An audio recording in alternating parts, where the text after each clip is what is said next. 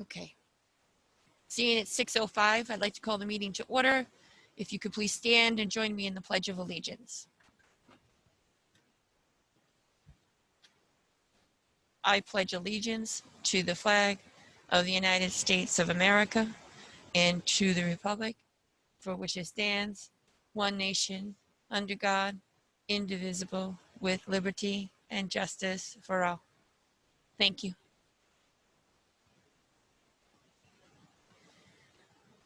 So we have the Zoom link, as well as we are also recording for the YouTube website for the school district. So this will be a trial run for that, so bear with us. Again, the same rules apply. Anyone here in the auditorium, I would be calling on first, and then I would be asking the Zoom members or the participants in the Zoom link from there on in. First agenda item will be the approval of the minutes, both public of August 4th of 2020 and August 11th of 2020.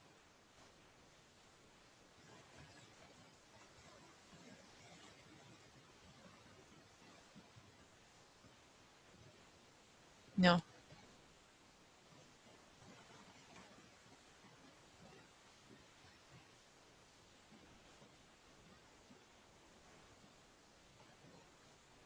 I don't think they could hear you, Tim. No. I'll make a motion that we accept the minutes. I'll second. Tim Josephson for the second. All right. Yes. Do we have any comments, questions, changes? Bridget, did you have anything? No. I did not as well.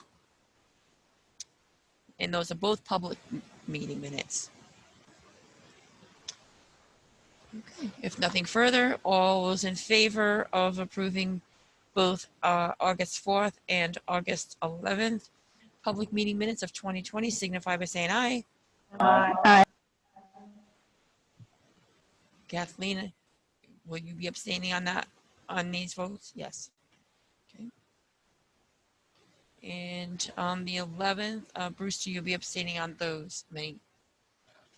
So Brewster Gove will be abstaining on the August 11th meeting minutes along with Kathleen, and Kathleen and Stacy only on the August 4th meeting minutes. Thank you.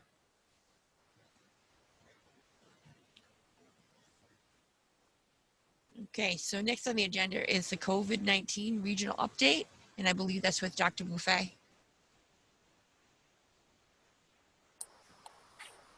It is. Are we doing this electronically, or are we? Were you included in your packet the spreadsheet that I had submitted to Amanda? The spreadsheet is included in their packets, Dr. Buffet. Okay, so I call your attention to that spreadsheet, and this is initial tries at this. If there's information that you want or would rather not see, this can be changed. The first shot was 2 weeks ago, and I didn't get all the information that I've now included this time around. This is a just a stop view of what it is as of this morning. It changes overnight, and there are some changes. I included our district, including both the schools and the communities, which have very small numbers. As you can see, a total of 13 cases in all 5 towns to date, and spread out accordingly. There is one active, one to 4 active cases. They to avoid identifying and confidentiality, they put it that way. And then I expanded that to the other counties in the greater Upper Valley, and those numbers are there. as well as split out by each county, as well as comparison to the total New Hampshire. I'll give you a moment to just take a look at that, and if there are any questions, I'll be happy to answer that. And then I have just a couple of comments.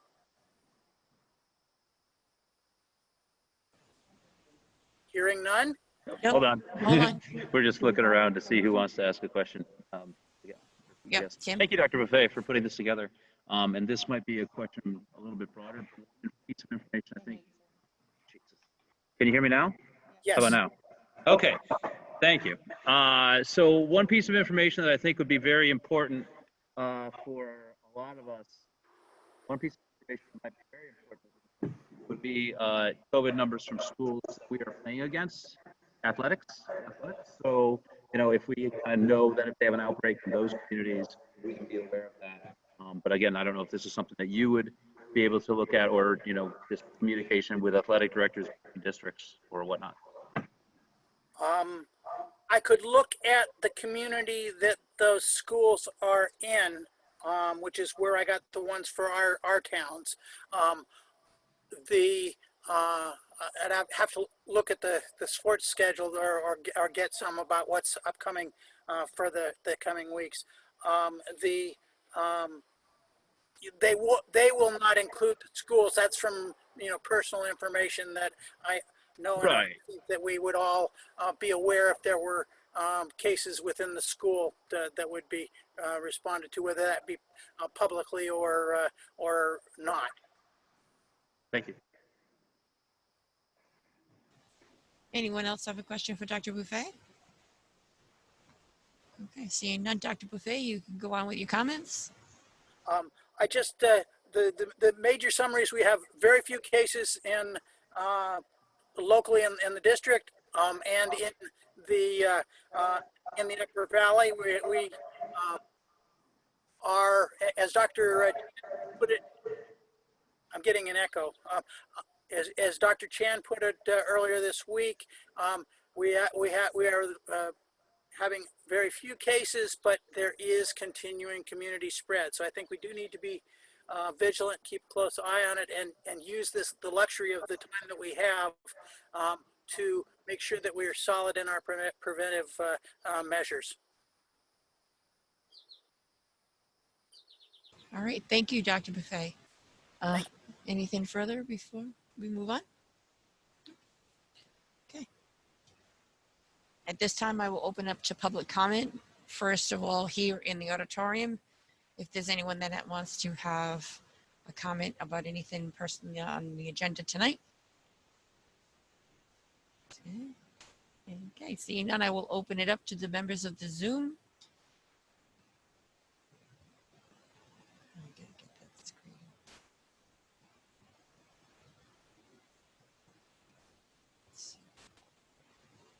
I'm not seeing anyone, so pardon me if I miss you. I don't see any hands. Okay. Moving on. Continuing with business. Educational Issues Committee meeting of August the 20th. Bridget?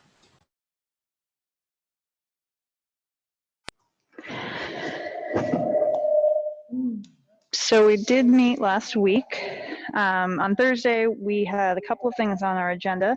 Our first was just a discussion with Principal Fitzgerald surrounding the Mascoma 101 class that's coming in, or that they're starting this year, and just a little description on some of the resources that they're using, some of the choices behind having this, I think, kind of as a freshman year, and the plan going forward. So they're going to do it this year, and then we're going to get some feedback from staff and hopefully students to kind of see, was it helpful? Are there areas we can improve upon, and how we can continue to go forward with that? And the second topic had to do with confronting white nationalism in schools, and I'm going to let Tim speak to that. Thank you. Thank you, Bridget. Everyone hear me okay? All right, cool. So we talked about, as we've been talking about, you know, race and race relations in America. I had come across this confronting white nationalism in schools, and so we discussed it. And I would just, in your packet is the presentation that Nancy Murphy put together, and I just want to thank her again for putting that all together. She went through this whole curriculum, and it's really about being able to react when something pops up and being aware of this type of behavior. You know, as it is something that is important to recognize, and so, you know, in being better citizens and everything, we just felt we would take a look at it. And you know, I think it's a very powerful. It's a lot. It's heavy stuff, you know, and it's not like we're going to go. It's really more of an what? There we go. This might be loose. It's really more about, you know, just being aware and just being tuned in to tactics that are used and stuff, because a lot of young men in the country are being recruited into these white nationalist groups. And so we felt it was important to take a look at that and roll in our, as a school, what does that mean? So just go ahead and take a look at that presentation that Nancy put together. And then also there is a little cartoon that's attached, or it's actually part of the minutes. It might be in your packet as well. It's a little short comic talking about the paradox of tolerance, and basically talking about how a tolerant society can tolerate everything except the intolerant. It must be a loose wire in here. Can you hear me? All right. A tolerant society can accept and tolerate everything except intolerance, because when you accept and tolerate intolerance, then it eventually blocks everything out, and then the whole society becomes intolerant. So that was a little cartoon that I shared with Nancy that we found helpful. So that's what we did, and yeah, it was good, and we wanted to talk, maybe bring it out more, and to have like a information night and stuff. So yep, that was it. Thank you, Tim. Anyone have questions in regards to EIC meeting? Okay. Seeing none, we'll move on to superintendent's report. So as my report this evening, you do have the school survey results. We'll start with looking at Canaan. We did see a decrease in the number of parents that selected the remote academy and did choose to send their kids to the physical school. We will take that as a compliment to the strong plans that we had in place. But it did mean that as principals, we did have to shuffle and to adjust a little bit to be able to keep that social distancing piece, along with now having more students than we had originally anticipated. We were able to do that pretty comfortably at the middle school with dropping down. Mr. Toll had originally thought he was going to have 2 teachers working in the remote academy. Instead, the numbers indicated he only needed 1. So we did have a change there. So you'll see in Canaan that, kindergarten, first grade together, they had about 20 students that will be going out to the remote academy, leaving in-person classrooms at a classroom of 12 students and 11 students, and then 14 students and 14 students at those 2 classrooms. Moving down through, the numbers that I really paid attention to are the numbers of students in each classroom. So we know that Leah is comfortable with fitting 17 to 18 kids, depending on which room, and she is now able to look at 15 being her largest number. So we feel pretty comfortable with the physical distancing that we're able to achieve at the Canaan Elementary School. I will note that preschool will be down to just a morning class, and then we will have Kyle Audette working on the remote academy with kindergartners. Okay. Any questions about the Canaan Elementary School? Moving on, the next chart that you have is the Enfield Village School. We did have to do some shuffling to accommodate here. You can see that the numbers under each teacher's name indicate how many students that teacher will have in her classroom. Some classrooms are comfortable, 13. You do have a blank spot there because we did add a first grade classroom. So we do have 9 students in there, but once again, we're holding to 15 or less students in a classroom. Also preschool for the Enfield Village School is the next page. And you can see that we are down to 5 3-year-olds in the morning and 7 4-year-olds rather, excuse me, in the morning, which means that we will also use the preschool teacher to teach a remote kindergarten out of Enfield Village School. Any questions on Enfield Village School? Moving on to the Indian River School, Mr. Toll has written out in paragraph form. So you're seeing that 15 students in each classroom for the 5th grade, and we have 19 students. That's a pretty strong showing in the remote academy. Grade 6, we have 13 students in each classroom and 17 enrolled in the remote academy. 7th grade, 15 students in the in-person learning and 21 in the remote academy. That is the largest class, I believe, that we have in the entire district. And in 8th grade, we have 14 students and in person in in each classroom, and 20 students enrolled in the remote academy. So some very solid remote academy numbers, different though from the numbers in the high 30s that he had originally seen. So. And then we move on to the high school if there are no questions on Indian River. So here you have 9th graders, and Mr. Fitzgerald has broken it down. So the Monday, Thursday, we'll have 49 9th graders here. The Tuesday, Friday, 42. He has 8 students that will be headed out. So he's asking kids if they're in the the Mascoma Remote Academy, which would mean receiving instruction from our teachers, or if they are choosing to join VLAX. So that's the difference. That's why you have some undecideds here. So we're just waiting to see if those undecided kids were choosing VLAX, which allows for a more flexible schedule, where the Mascoma Remote Academy would have a more rigid schedule for those students. So you can see that we have on the bottom, the Monday, Thursday, we'd have a total of 161 students in the building. And Tuesday, Friday, we would have 145 students in. The next page does show the high school's block scheduling. And these are the actual blocks with the full numbers that are in. So you can see that we did have some high numbers of students, 24, 24, 22, 21. So when you're starting to talk about those numbers, this is what really led to the decision to go to the AB cohort. We just could not physically distance 24 kids safely in. And then if you're looking at the number 29, it's a very large class. There was no way with, too many classes to adequately use the auditorium or the cafeteria. So if we'd had a few of the larger classes, we could have done that.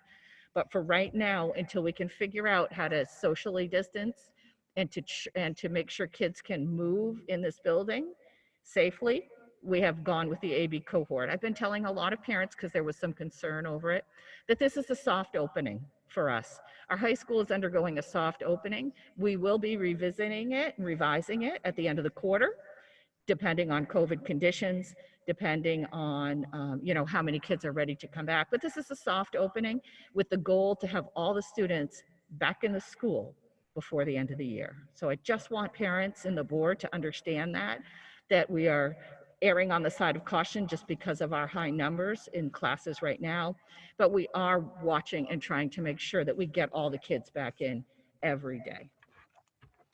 The final page that you have are the sample numbers that Mr. Fitzgerald shared with you before. So looking at one English class, for instance, on Monday, Thursday, they'd have 14 students, with one of those students being a remote learner. So they'd have 13 students in the classroom, physically in the classroom that day. And Tuesday and Friday, they would have 8. So not an exact break the way he shuffled by last name of the alphabet, but a pretty good guesstimate as to how many kids we could get in each classroom. Any questions about any of the data I've shared with you? Okay. Hi. So my question on real quick on IRS, you said that he had thought he only needed 1 remote teacher, but reading this, it sounds like there would be 2 remote teachers. Other way around, Tim. So Other way he thought around. he could use, the original data showed he had 36, 37, 38 kids Okay. that wanted the remote academy. So he had designated 2 teachers to the remote academy. When the true numbers came in, when we had people commit, the numbers were at the 19, 20 range. So he had to scale back and put another teacher back in the classroom. Oh, so wait, so that what that means is that it's not actually, so it's like grade 6 has 13 per classroom with 5 teachers for 17 students enrolled remote, with 1 teacher for math and another for all content. So how does that work out? Does that mean that there's going to be a remote academy only math teacher? That is correct. And then also a remote academy only everything else teacher? Yes. Okay. So you'll have okay. a grade teacher, Yep. and then you have, we are using Mr. Geeson differently. Yep. Rather than the computer teacher, if you will. So that has allowed Mr. Toll to move around some math teachers, and Mr. Geeson will be teaching math in 7th grade, I believe. And then we'll be using another teacher to teach all sections of math for the remote academy. Okay, that answers my question. And then I think that was it. Okay. Okay, any other questions on Amanda's presentation? Okay, seeing none. Thank you, Amanda. Move on to Deborah Floyd, our business administrator, with her report.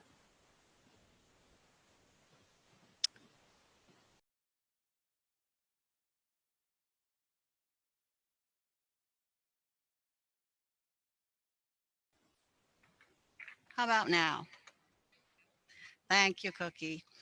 So you have the financials for July in your board packet. I have added in the warrant article for the teacher agreement of $315,462 to the $28,975,000 or $928,000 budget. So I still have some areas to transfer. We've gone from some contracted services to employees and vice versa. So I needed to transfer money. You'll probably notice that more in the special ed budget. I've also included the capital reserves fund. I did send off the transfers that were voted for the capital reserves, but apparently the mail is fairly slow. So they did not receive those until a month later, so they'll show up in the August report. I don't think I have anything else to share on the budget. I'm still working with the Homeland Security money, but they are on hold right now. So I did submit the June expenses for COVID. I know there may be some other money available, so I'm keeping those in a separate fund right now, but if that does not come back, as they put it on hold, then I will have to reclass some of our COVID expenses into the general fund. Any questions on the financials for July? Okay, Bridget. So I'm just curious as far as clarity, since this is obviously your specialty, but you know, my eyes get kind of drawn towards anything obviously that's beyond budget. So I wasn't sure as far, you know, like the top line, the service awards, was that something that just numbers went up and it just shifted around? So what we budgeted for obviously was not what the exact was. Right, so that was a combination. I looked back to see what had happened there, and we had quite a few letters by the end of October that went into the budget, but I think we received, people can submit letters until December 1st, and the budget was not updated for the last couple letters. Plus, we also had a couple people retire that we had not planned on. And then this year, as you probably noticed, everybody that put in to retire decided that they would retire. So that doesn't usually happen. So I try to not budget too much in there, but yeah, you can see that we had a few more people retire than we had budgeted for. Correct. Okay, anything else? Okay. It's Thank you, Deb. unfortunate that it's the top line. I know. Sticks right out there. Well, and I was not meaning it as like a negative, not wanting to do it. It was just, figured that was the issue. No, that's a legitimate question. Thank you. Okay.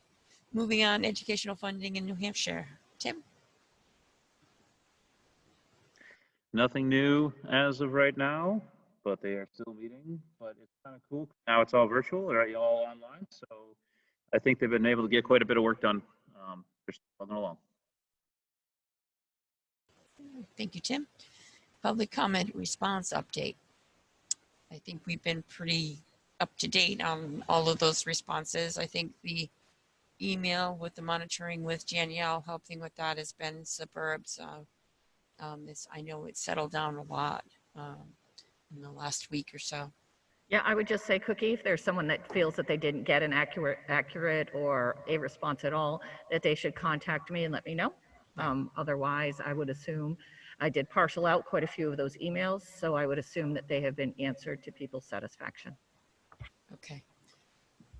And I would just say that the having the frequently asked questions updated and several of those things, I think has really helped. I want to thank Tom for sending out that letter in regards to the Hartford questions, and that was right in tune to being, this is exactly what the plan is, this is what your student should do, this is what you should anticipate. So it was clearly written, and that was appreciated because there was just too much hearsay out there. So he did that, and I appreciate that. I don't think we have anything else on public comment. Okay. New business. We have bus routes to review for the 2020-2021. I'm going to turn the meeting over to Tim because I'm going to recuse myself from this discussion. Okay, so we have our bus routes for approval. And are there any comments, questions, or concerns on those? Tim, would you like a little bit of a background on them? Sure, go So ahead. I will just jump in and say that these were bus routes that were given to the district in July before John Catanzaro did resign his position. So we are still waiting for Butler's Bus to hire a new dispatcher for our school. I had a discussion with Steve today about the need to get that person hired and into the district. We do have families now calling, as they always do this time of year, to request new stops. So that's another issue I have also sent to Steve, because he's our contact person for now. The information that we received from the surveys about parents who said they would still need to have their children picked up by the bus. And at this time, we only had a few buses that looked to be over capacity of 25. So we looked like we were in pretty good shape. But the routes that you have before you are subject to change, as the routes often are, as we add and delete stops. So if you asked me if these were COVID-approved stops or if buses would be stopping at every single one of those listed, I cannot guarantee that, as we've asked parents to really transport their students. Okay. So as we're looking at here, we have our various routes. Are there any comments, questions, or concerns from the board? Hope.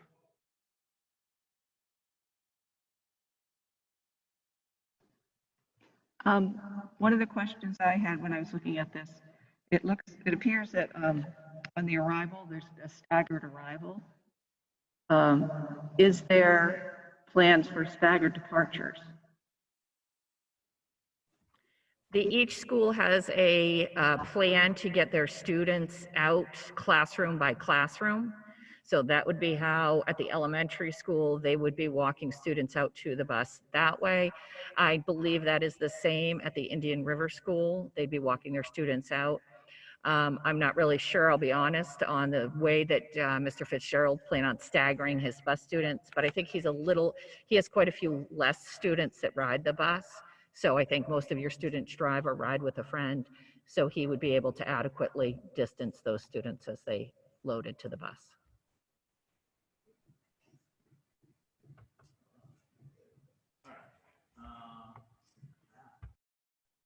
Okay, there I am. Yes, Danielle. And I'm assuming that this would be not the final bus route. So will there be a revision after we have the start of, after we have the return to in-person schooling so that drivers can keep track of what the stops actually are? Or will these just be the posted routes and it kind of is what it is, depending on who's doing in-person school that needs transportation? So this is round number 1. Yeah. Right? And I think I would dare to guess that these are very similar routes to what has posted last spring. But we do often go through route change after route change after route change. And I would expect that to only be more significant this year. I would expect a significant change after Q1 should we start to really bring more students back. We do have some differences in kids coming to school as opposed to kids leaving, and there will be a flux of those as sports are on or off. So yes, I would think this is version 1 of probably 500 versions of the bus routes that you will see this year. And one more thing, just to follow up from last night's high school fall sports info session, just for anyone out there who wasn't at the meeting last night, it was mentioned that there will be no additional routes for students who are on their remote days. If they're participating in sports or in any other after-school activity type things, the parents are in charge of getting them back to campus, and there won't be any like driving directly to away games or anything like that because of the requirements for the temperature screening and other symptom screening before our buses and our athletes leave to go to another location. So just to make sure that folks know that if your student isn't here, it's your responsibility to get them here. That is a very good point. Thank you.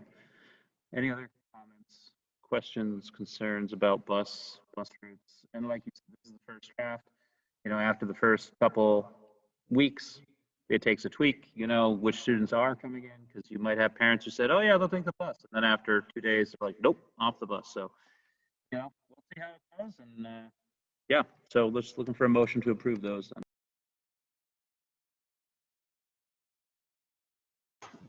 I'll make a motion to approve them as presented tonight. I'll second that. All right, that was Bridget with the first and Danielle with the second. Any other comments, questions? All right, all those in favor signify by saying aye. Aye. Aye. All opposed and abstain. And Cookie Hebert abstains. Thank you, and I'll hand the meeting back over. Thank you, Tim. Equity settlement review. Is that a restatement review?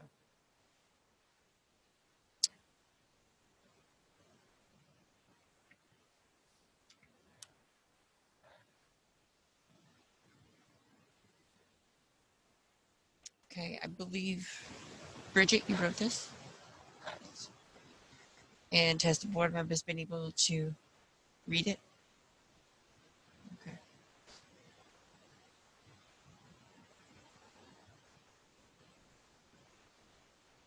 And I asked that everyone would sign this to show solidarity in regards to the board. So I'll look for a motion to accept, and then we'll sign, and then it'll go out. I'll make a motion that we accept this, the letter as presented. Second. Tim Josephson for the motion, Daniel Thompson for the second. Do we have any discussion on this letter? Kathleen?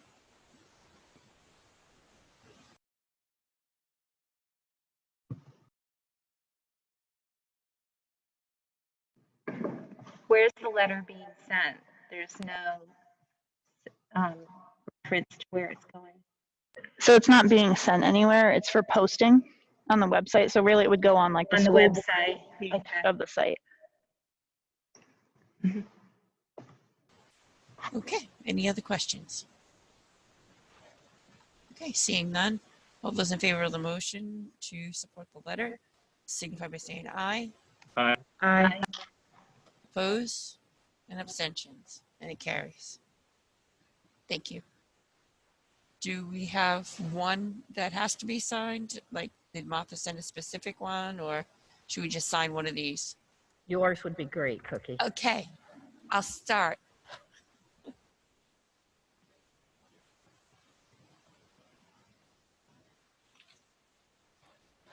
I'll send it this way first. Read this. All right, so also in our packet, we have the school readiness report. And I believe that'll be Deb. Well, why don't I just jump right Oh, wait a in on the minute. school Sorry. readiness report.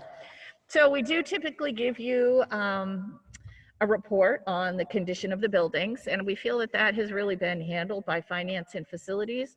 So rather than talk about all the painting again and all the, you know, newness and cleanness and crispness and disinfecting that we've done, I'd like to just spend a minute and talk about how the first day of school went. Very, very, very proud of Mascoma today. We had a lovely luncheon on the football field. Thankfully, the graduation squares are still there, so people could easily socially distance around those squares, knowing they're 9x9s with 6 feet aisles in between each. So that was very lovely. The rain held off. We had a tremendous showing of faculty and staff at this luncheon. And, you know, it is difficult to, you know, in the time of COVID, to be in a large gathering, but people were appropriate. They were physically distanced. They wore masks when necessary.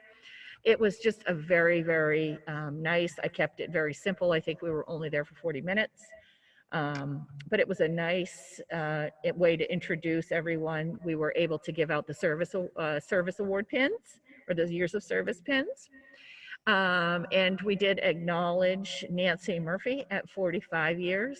So that's a noteworthy amount of time to spend in one job, or in one company, if you will, call us a company. And then we did go so far as to give Linda Landry her 50-year pin. So upon the completion of this year, Linda Landry will have been with this district for 50 years. So it was very nice. We have a press release that has gone out. We have some further questions. And it would be my hope that WMUR would notice that and would come and do a little piece on her. So I think that would be, that's something pretty impressive. 50 years is really pretty awesome, if you ask me. So people were energized. There was a lot of positive energy.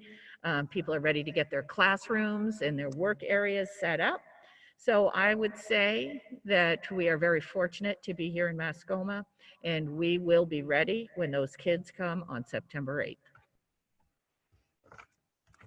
Great, thank you. I would like to also just mention that I'd like to publicly thank Amanda for all her hard work. It's been an exceptional ride.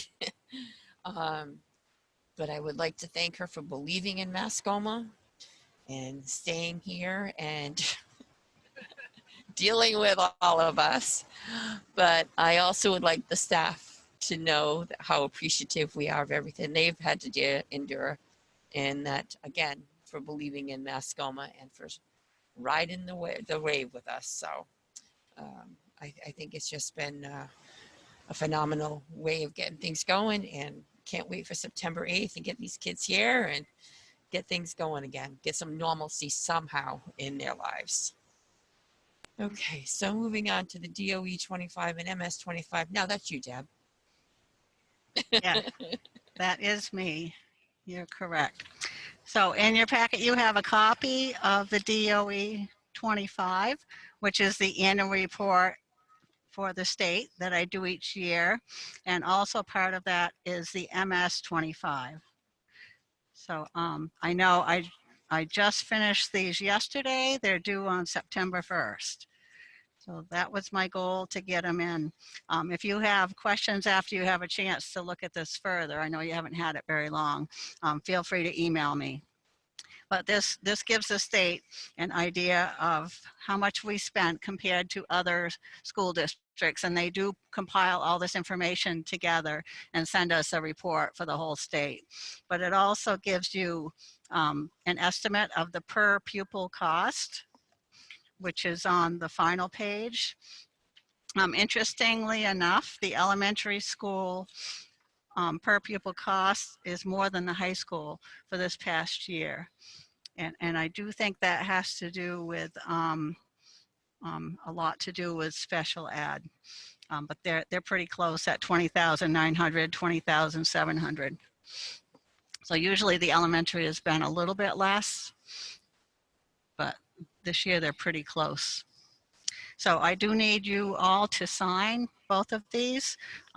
There's a place for the school board chairperson, the superintendent, and then the other lines you may sign wherever you'd like.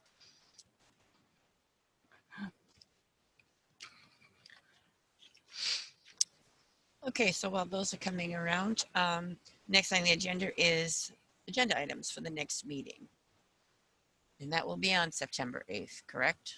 Yes. So, I'm sure. First day of school report. First day of school report. Yes. Finance and facilities. Yep. We'll also have a co-curricular meeting. Okay.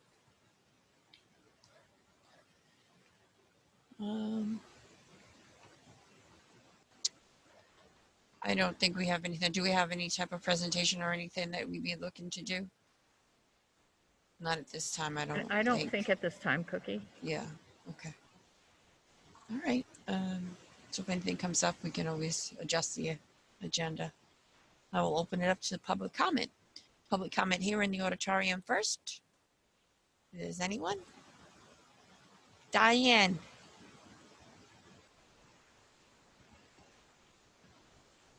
Oh.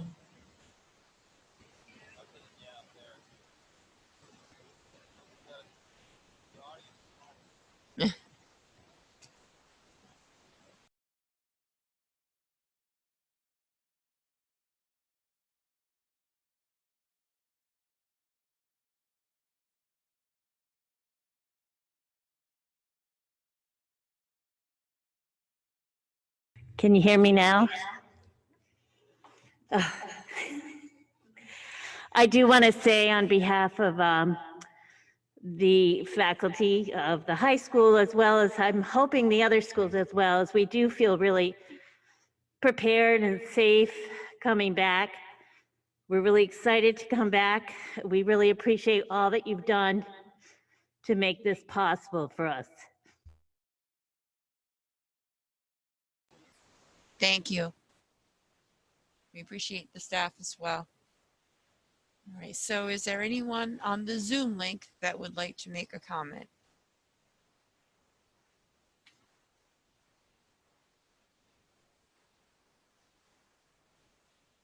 You can just raise your hand.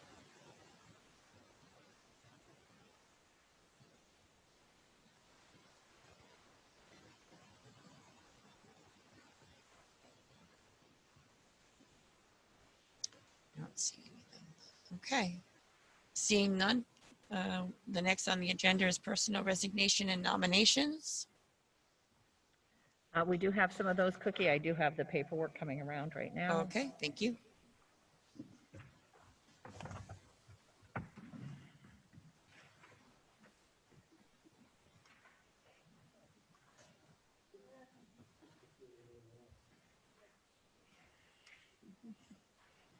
Thank you.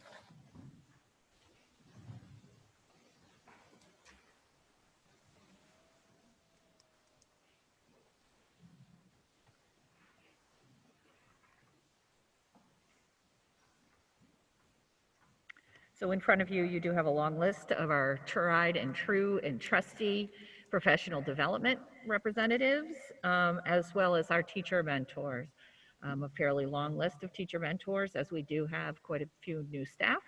So those are all people who have fulfilled these roles for us before, and we are very thankful that they continue to fill them and be dedicated to the district. Two resignations or retirements, if you will. We did lose Kathy Reed and Barbara Sirotkin. We wish them well. And then 2 volunteers that were approved, also on the bottom. New volunteers. Those are new volunteers. Okay. Do I have a motion to accept the nominations as presented and the staff resignations and retirements with regret? So moved. Tim Josephson. Do I have a second? Second. Bridget Labrie for the second. Anyone have any questions or comments? Do you need me to second?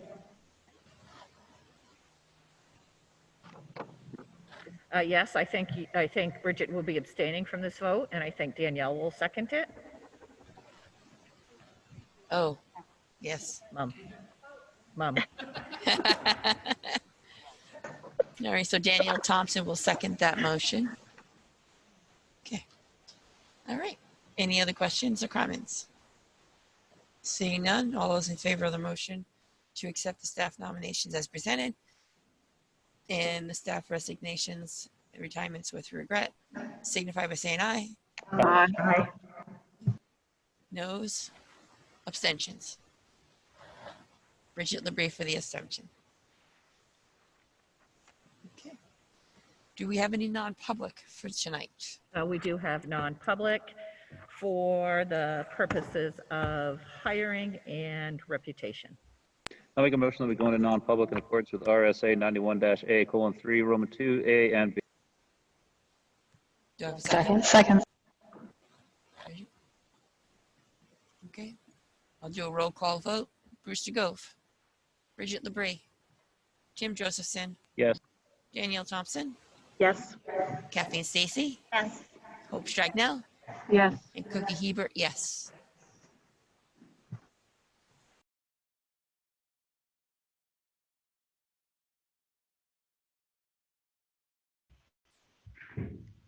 Give me just a second to remove everybody and put them in the waiting room. Everybody who's here in the public, if you would like to remain and be joined back in after the non-public session, just sit in the waiting room and I'll invite you back in when non-public is over. Thank you. All right, Cookie, I believe everybody's back. Okay, thank you, Cammie.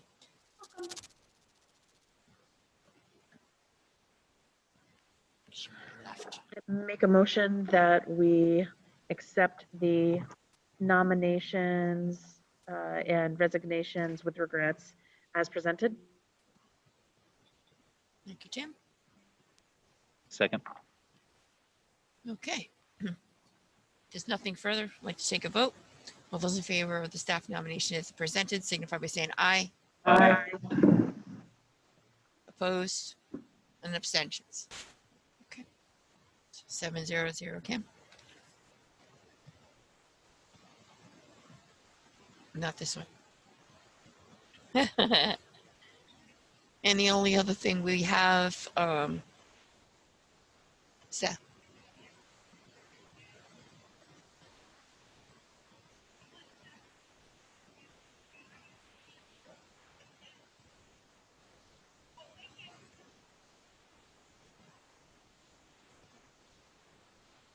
Wait for her to come in.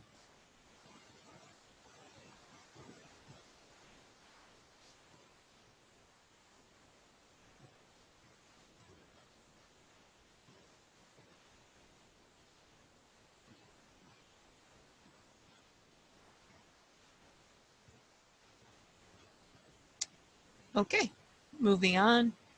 We have some memorandums of agreement that Amanda can probably fill us in on, and I believe you need So a yes, motion. Cookie, could you put a motion? I'm sorry, I'll let you keep going, put a motion to discuss those Yeah, and add them so to the I'll agenda. ask for a motion so we can discuss this. So there's 3 of them. And I would like you to also include in the headings on these reopening, remote, and health and safety, 3 different topics. I'll make a motion that we accept the memorandum of agreement between SAU 62 and the MVREA, MVRSSA. There's 3 of them: one reopening, remote, and health and safety.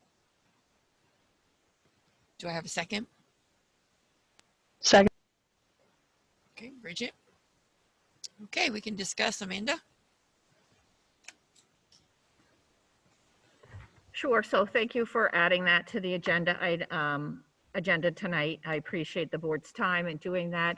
This is a fairly time-sensitive impact bargaining piece. So this is with the changes due to COVID and with the reopening plans. We have kind of altered working conditions slightly as per what has have been our normal practices. So that gives both of the unions the opportunity to bargain with us and negotiate on what those reopening plans, not necessarily the plans itself, but what their working conditions may look like. So if you're wondering why in a non-negotiating year, we are looking at some impact bargaining, we are truly doing that to look at the impact that the change in working conditions created by COVID and the new reopening plan have on our faculty and staff here in Mascoma. This situation is not unique to Mascoma. This has been something that has happened in every district throughout the state, and I would dare say throughout the country. I will give people a chance to look through that. This took quite a bit of time. I feel that both parties worked well to explain their thoughts on either side of this. So there was a lot of open discussion about, well, why tell me more is often what I asked, to tell me more about what you're proposing.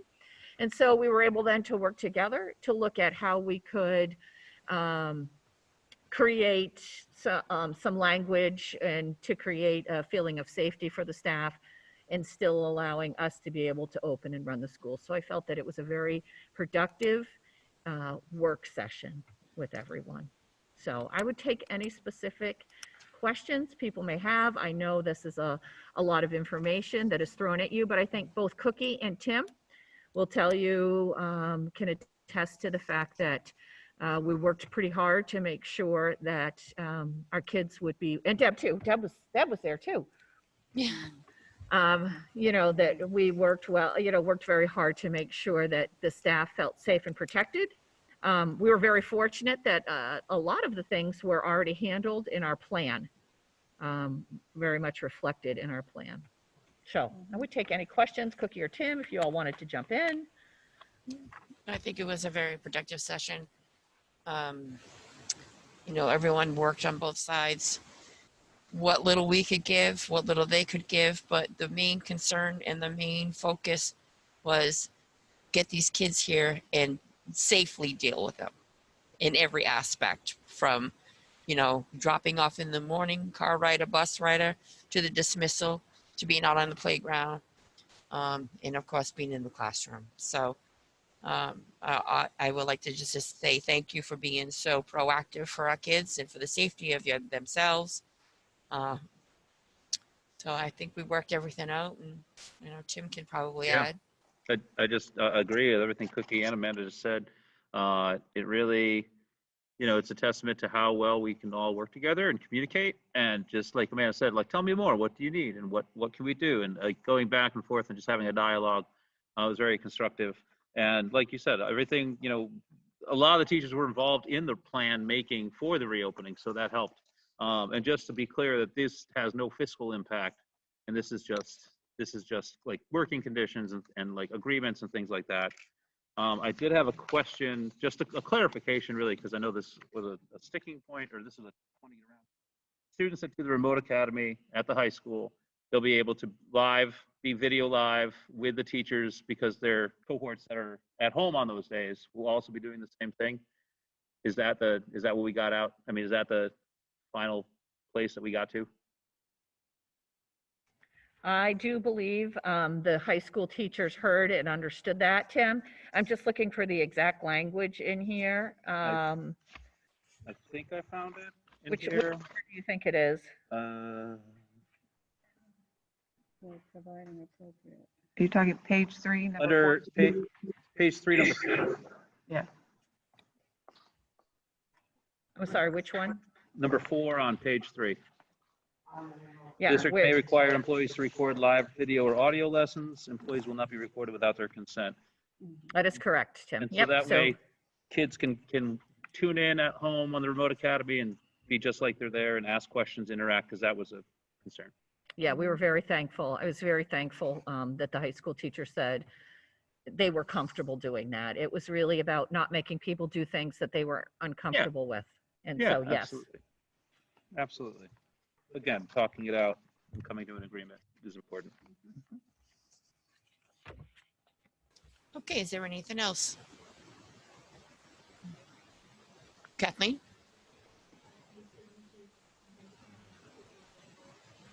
This is a tentative agreement. These have been tentatively agreed to, so yes. Yeah. Sure. I didn't do it, so sure. It's never personal when I point them out. I just noticed on page 3 and number 2, where it says the district will establish time limits. Students, is it 4 students or? Which one? The remote, reopening, health and safety? Curriculum content and scheduling on page 3. Sorry, remote. Which number, Bridget? Number 2 on the bottom, the curriculum content and scheduling.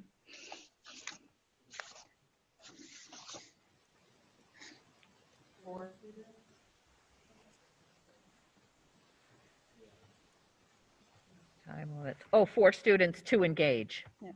Got it.